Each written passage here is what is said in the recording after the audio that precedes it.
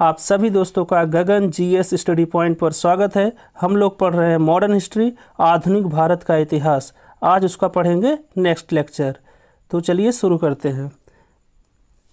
तो देखिए इसमें क्या है, मतलब जो यूरोपियन नेशन भारत में आए थे वो उनकी जो कंपनी बनाए थे यहाँ पे, वो कंपनी कब बनी और उसकी कब स्थापना हुई, इस्टेब्लिशमेंट हुआ, तो ये देखना है। तो सबसे पहले देखिए पुर्तगाली जो अपनी कंपनी बनाए थे स्टैडो, मतलब पुर्तगीज़ ईस्ट इंडिया कंपनी, उसकी स्थापना हुई थी 1498 में। तो ये देखना, पहले तो क्रम देखना है। सबसे पहले कौन आया था, तो हमको पता है, पिछले लेक्चर में पढ़े थे। तो ये था कि पहले आए थे पुर्तगाली, उसके बाद आए थे डच मतलब नीदरलैंड, फिर उसके बाद आए थे ब्रिटिशर्स, फिर उसके बाद आए थे डेनिश मतलब डेनमार्क वाले, फिर उसके बाद आए थे फ्रांस मतलब फ्रांसीसी। ये जो अपनी कंपनी यहाँ पर लगाए थे, तो जो ये पहली लाइन में है ये उसका स्थापना है। तो मतलब जो स्टैडो मतलब पुर्तगीज़ ईस्ट इंडिया कंपनी की स्थापना हुई थी 1498 में, डच ईस्ट इंडिया कंपनी की हुई थी 1602 में, ब्रिटिश ईस्ट इंडिया कंपनी की हुई थी 1600 में, और डेनिश ईस्ट इंडिया कंपनी की हुई थी 1616 में, और फ्रांस ईस्ट इंडिया कंपनी की हुई थी 1664 ईस्वी में। और ये कंपनी जो इंडिया में बनी थी, ये तो इस्टेब्लिशमेंट है, मतलब उनके देश में ये इस्टेब्लिश हुआ था, कंपनी यहाँ जाके इंडिया में बनाना है। जो इंडिया में बनी थी तो वो कोचीन केरल में 1503 में बनाए थे पुर्तगाली, डच बनाए थे मसूलीपट्टनम जो कि है आंध्र प्रदेश में 1605 में, और ब्रिटिशर्स 1608 में सूरत में, और डेनिश ट्रैंकुबार में बनाए थे 1620 में, और फ्रांस वाले बनाए थे सूरत में 1667 में। हमको बस यही दो चीज़ इसमें से ज़्यादा इम्पोर्टेंट है। पहला एक इनका सीक्वेंस, और दूसरा ये इनकी कंपनी कब इस्टेब्लिश्ड हुई थी, मतलब स्थापना कब हुआ था, और इंडिया में बनी कब थी। सबसे पहले आए थे पुर्तगाली 1498 में, 1498 में आए थे। उसके बाद उस समय जो राजा थे वो थे दिल्ही सल्तनत के सिकंदर लोदी। उस समय राजा थे दिल्ही सल्तनत के सिकंदर लोदी, और वो लोग अपनी पहली कंपनी स्थापित किए थे केरला कोचीन में 1503 ईस्वी में, और 1498 में आए थे। उसके बाद आए डच आए 1602 में आए। उसके बाद उस समय राजा जो थे मुग़ल एम्परर थे अकबर, और उन्होंने अपनी कंपनी स्थापित की मसूलीपट्टनम में 1605 में। इसको कहा जाता है डच ईस्ट इंडिया कंपनी, और इसको कहा जाता है पुर्तगीज़ ईस्ट इंडिया कंपनी।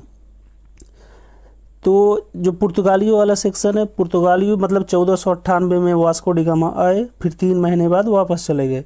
उसके बाद 1500 में आए थे पेड्रो एल्वारेज कैब्राल, और उसके बाद वहाँ कोचीन में एक कंपनी भी स्थापित किए थे 1500 ईस्वी में।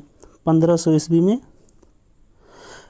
ईस्वी में कोचीन में एक कंपनी भी स्थापित किए थे, लेकिन लोकल्स के द्वारा उनका क्या हो गया, झगड़ा हो गया, जिसमें कई पुर्तगाली मारे गए, तो कंपनी वहाँ से फिर हट गई। उसके बाद में कंपनी स्थापित की गई 1503 में। उसके बाद डच वाला हो गया। उसके बाद आए ब्रिटिशर्स। तो ब्रिटिशर्स ये हमको ध्यान से पढ़ना है। ब्रिटिशर्स आए थे, ब्रिटिशर्स मतलब 1600 में ब्रिटिश की जो रानी थी क्वीन एलिजाबेथ फर्स्ट, वो लंदन के कुछ मर्चेंट थे, उनको ये मतलब राइट दिया था कि मतलब ट्रेड करने के लिए इंडिया में। तो इसका जो ब्रिटिश ईस्ट इंडिया कंपनी है, इसका इस्टेब्लिशमेंट हुआ 1600 ईस्वी में, और chartered given by queen Elizabeth first. Charter मतलब एक प्रकार का लाइसेंस मिल गया, मतलब ट्रेड करने के लिए इंडिया में। उसके बाद ये टेम्परेरी मतलब 1608 ईस्वी में सूरत में ये अपनी एक कंपनी खोले, लेकिन उसमें पुर्तगाली मतलब थे इंडिया में। तो उसके बाद उनका युद्ध हो गया 1611 ईस्वी में स्वाली, उसको बोलते हैं बैटल ऑफ स्वाली का युद्ध, जिसमें ब्रिटिश और पुर्तगाली थे। तो पुर्तगाली हार गए, ब्रिटिशर्स जीत गए। फिर जब कंपनी नहीं इस्टेब्लिश हो पाई, तो जो मतलब मुग़ल एम्परर साउथ में नहीं था, तो साउथ में वो लोग अपनी एक टेम्परेरी फिर कंपनी खोले मसूलीपट्टनम में 1611 ईस्वी में। फिर उसके बाद 1613 में सूरत में परमानेंट कंपनी खोले 1613 में। फिर उसके बाद नीचे देखना है, फिर 1639 में मद्रास में फोर्ट और जॉर्ज, फोर्ट मतलब जो 1639 में जो फोर्ट, जिसे किला भी वहाँ पर बनाए, और जॉर्ज मतलब रेशमी कपड़ों का उद्योग लगाया गया। उसके बाद 1696 में फोर्ट विलियम बना, 1696 में फोर्ट विलियम बना, और इसको बनाया गया था जॉब चारनॉक के द्वारा, जॉब चारनॉक, इसमें लिखा है, सही कर लीजिएगा, जॉब चारनॉक। और यही जॉब चारनॉक जो थे वो कलकत्ता के, ये जॉब चारनॉक जो थे वो कलकत्ता के, जॉब चारनॉक जो थे ये कलकत्ता के मतलब आर्किटेक्ट किए थे, कलकत्ता के संस्थापक थे जॉब चारनॉक। उसके बाद हमको देखना है डेनमार्क की जो कंपनी थी, डेनमार्क ईस्ट इंडिया कंपनी, उसका इस्टेब्लिशमेंट है हुआ 1616 में। उसमें जो राजा थे वो थे जहांगीर, और वो अपनी पहली डच ईस्ट इंडिया कंपनी बनाए ट्रैंकुबार में 1620 में, ये है तमिलनाडु में। फिर लास्ट में आए फ्रांस वाले, ये मतलब इनकी जो फ्रांस ईस्ट इंडिया कंपनी, इसका इस्टेब्लिशमेंट हुआ 1664 में, और इंडिया में इनकी जो कंपनी बनी वो बनी सूरत में 1667 ईस्वी में। इसका जो मतलब ये है कि ये वाला सेक्शन है, ये वाला, इसका मतलब इन लोग की कंपनी कब इस्टेब्लिश हुआ, इंडिया में नहीं, मतलब जिस कंट्री के ये लोग थे वहाँ पे, जिसका इसका फ्रांस का मतलब हुआ 1664 में, डेनमार्क का हुआ 1616 में, ब्रिटिश का हुआ 1600 में, ये मतलब वहीं पे हुआ, और डच मतलब नीदरलैंड का हुआ 1602 में, और पुर्तगाली 1498 में आए। फिर उसके बाद जो पेड्रो एल्वारेज कैब्राल थे वो 1500 में खोले थे कंपनी कोचीन में, लेकिन वो स्थापित नहीं हो पाई। 1500 में खोले थे लेकिन वो स्थापित नहीं हो पाई। फिर दोबारा वो कोचीन में बना 1503 में। उसके बाद कुछ चीज़ें आपको याद रखनी है, जैसे अगर ये सीक्वेंस न याद हो पाए तो हम तो ऐसे याद करते हैं भाई कि पहले ऐसे, मतलब ये तो पता है पुर्तगाली सबसे पहले आए थे यूरोपियन देशों में, तो सबसे पहले लिखिए पी, फिर डी, फिर बी, फिर डी, फिर एफ। तो पुर्तगाली, फिर डच मतलब नीदरलैंड, फिर ब्रिटिश, फिर उसके बाद डेनिश, फिर उसके बाद फ्रांस। अब कुछ चीज़ें और है वो देखना है, तो ऊपर करते हैं इसको। हाँ, अब मतलब जो डच मैन था जो पहली बार आया था इंडिया में, वो थे कॉर्नेलिस डी हॉटमैन। ये उतना इम्पोर्टेंट नहीं, लेकिन एक बार देख लीजिए, कॉर्नेलिस डी हॉटमैन। और बाकी जो इंग्लिश मैन आए थे, कैप्टन विलियम हॉकिंस, हेक्टर नामक जहाज़ से आए थे। ये आए थे हेक्टर नामक जहाज़ से इंडिया में आए थे। उसके बाद एक चीज़ और देखना है, मतलब किस राज्य के संस्थापक कौन थे। तो जॉब चार्नक हमने पहले बताया, जॉब चार्नक ये थे कोलकाता के, लुटियंस थे दिल्ली के, अंगियार थे मुंबई के, और फ्रांसिस डी थे मद्रास के, और ये थे कॉर्बूजियर थे चंडीगढ़ के, मोर्टिन थे पौंडीचेरी के। इसको एक बार आप लोग 2-3 बार वीडियो देखेंगे सब याद हो जाएगा। बाकी इसकी जो PDF है मैं 2-3 दिन में जितना भी मतलब पढ़ाया हूँ सब अपने टेलीग्राम पे डाल दूँगा, आप लोग उससे नोट्स बना लीजिएगा। उसके बाद आगे देखते हैं।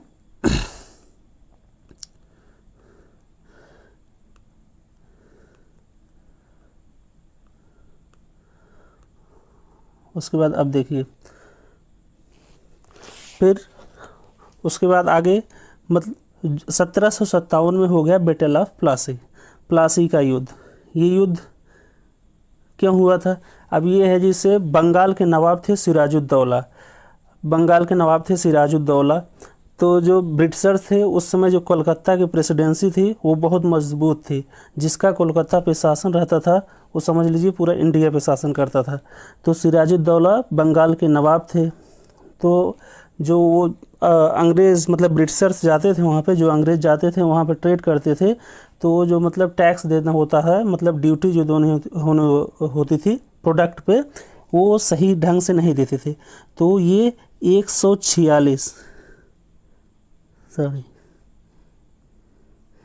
146 146 146 लोगों को वो एक ब्लैक होल इसको बोला जाता था, काल कोठरी बोला जाता था, उसमें डाल दिए, जिसमें ये बोला जाता है, कहा जाता है कि 123 अंग्रेज़ों की मृत्यु हो गई।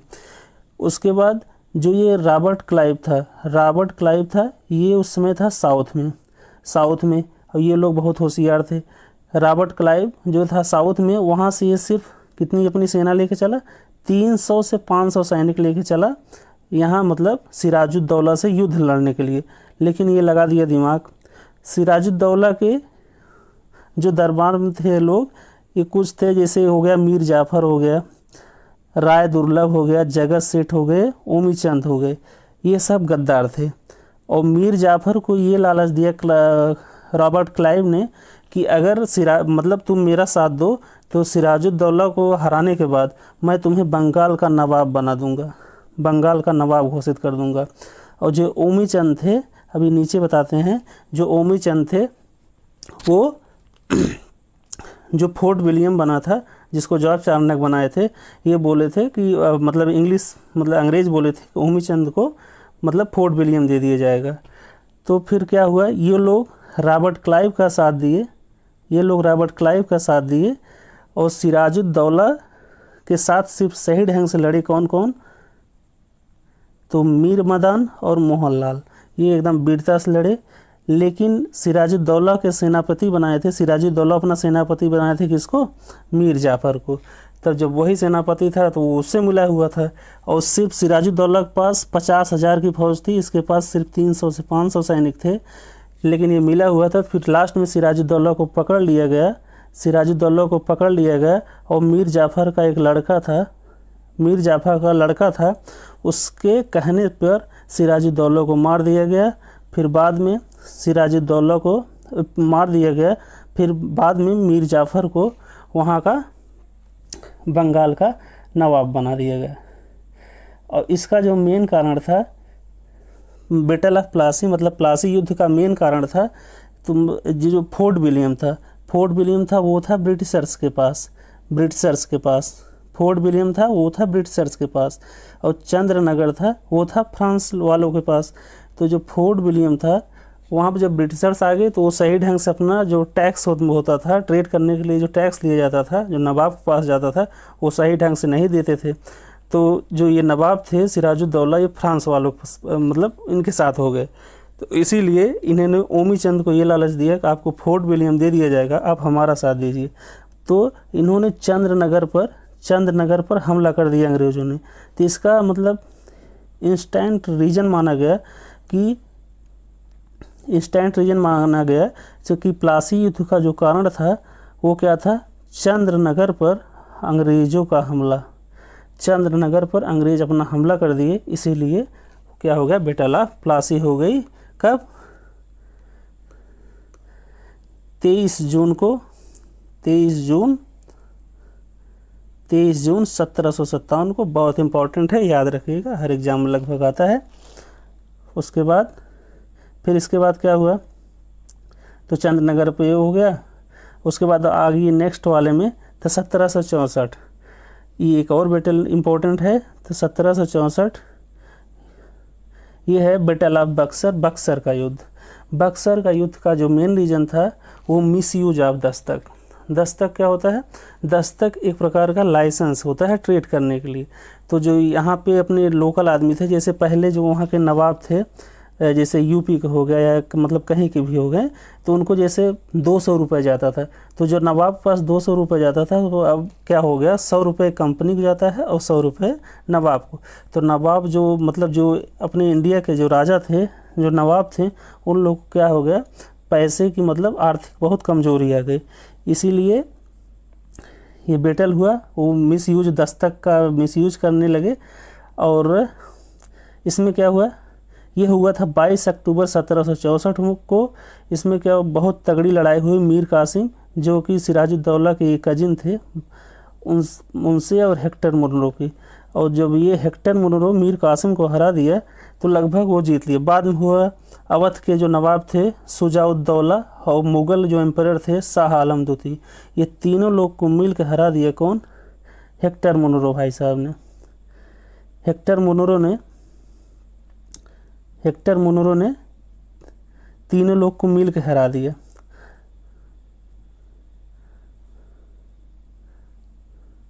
तीनों लोग को मिल, कौन कौन थे? बंगाल के थे मीर कासिम, मुग़ल बादशाह थे शाह आलम द्वितीय और शुजाउद्दौला थे अवध के नवाब। तीनों लोग को हरा दिया। ये लोग हार गए और ब्रिटिश ईस्ट इंडिया कंपनी की तरफ से थे हेक्टर मुनरो और वो जीत गए। इसका रीज़न था मिसयूज ऑफ दस्तक। तो दस्तक मतलब जो वही ट्रेड रोड, मतलब जो वहाँ पर आए थे अंग्रेज आए थे अपने यहाँ व्यापार करने, तो वही इसीलिए कुछ ड्यूटी लगा था, होता था, कुछ टैक्स लगा दिया गया था बंगाल सरकार की तरफ से, जिसको वो लोग देते नहीं थे सही ढंग से। तो misuse of Dastak main reason इसका था बक्सर के युद्ध का दस्तक। और प्लासी के युद्ध का मेन रीज़न क्या था? इंस्टेंट रीज़न क्या था? चंद्रनगर पर अंग्रेज़ों का हमला। बक्सर युद्ध के बाद क्या क्या चेंजेज हुए? बक्सर युद्ध के बाद बंगाल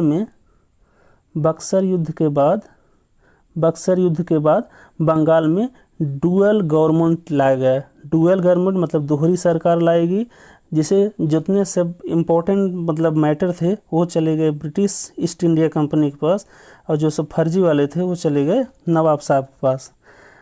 तो इसमें देखिए कंपनी के पास क्या क्या था?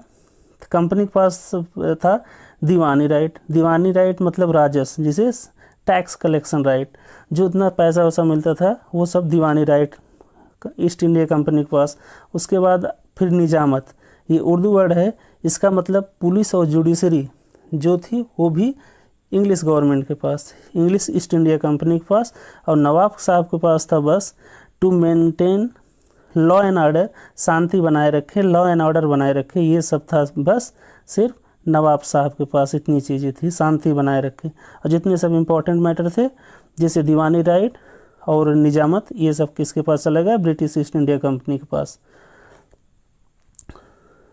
ब्रिटिश। तो ये सब याद रखिएगा। एक उसमें से यहाँ पे एक ये इम्पोर्टेंट है कि एक ये जितना ये क्रम है, ये क्रम याद रखिएगा। सॉरी एक मिनट, हाँ, ये क्रम याद रखिएगा कि पहले आए थे पुर्तगाली, उसके बाद आए थे डच, उसके बाद आए थे ब्रिटिश, फिर आ गए थे डेनिश, फिर आ गए थे फ्रांस, मतलब PDBDF। उसके बाद इस समय राजा कौन था? सिकंदर लोदी अकबर, फिर यहाँ भी अकबर, फिर जहांगीर। उसके बाद 2 बैटल हुआ था, battle of Plassey 1757, battle of Buxar 1764 ईस्वी को। अगर वीडियो पसंद आया हो तो please like, share and subscribe the channel. Thank you. जय हिंद।